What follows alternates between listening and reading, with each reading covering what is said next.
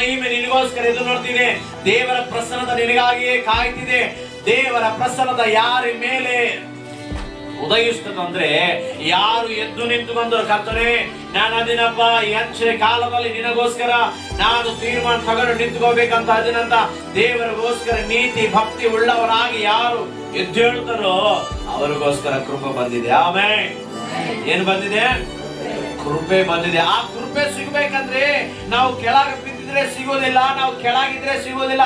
ನಾವು ಎದ್ದು ಆಸಕ್ತಿಯಿಂದ ದೇವರ ಕಡೆಗೆ ನಿಂತ್ಕೋಬೇಕು. ಅಪ್ಪ, ನಾನು ಅದೀನಿ, ನನ್ನ ಜೀವಮಾನವೆಲ್ಲ ನಿನಗೋಸ್ಕರ ನಾನು ನೀತಿ ಭಕ್ತಿ ಉಳ್ಳವನಾಗಿ, ಪರಿಶುದ್ಧ ಉಳ್ಳವನಾಗಿ, ನೀತಿ ಉಳ್ಳವನಾಗಿ, ಯಥಾರ್ಥದ ಉಳ್ಳವನಾಗಿ, ಪ್ರಾರ್ಥನಾ ಭಕ್ತಿ ಉಳ್ಳವನಾಗಿ ನಾನು ಬದುಕುತ್ತೇನೆ ಅಂತಂದ್ರೆ ನಿಮಗೋಸ್ಕರ ಕೃಪೆ ಇದೆ. ಆಮೆನ್. ಏನಿದೆಯೇ? ಕೃಪೆ ಇದೆಯೇ? ಕೃಪೆ ಒಂದೇ ಅಲ್ಲ, ಆ ಕೃಪೆ ಮೂಲಕವಾಗಿ ನಿಮ್ಗೆ ಏನ್ ಬರ್ತದೆ ಗೊತ್ತಾ? ದೇವರ ಮಹಿಮೆ ನಿಮ್ಮ ಮೇಲೆ ಬರುತ್ತಾ ಇದೆ. ಆಮೆನ್.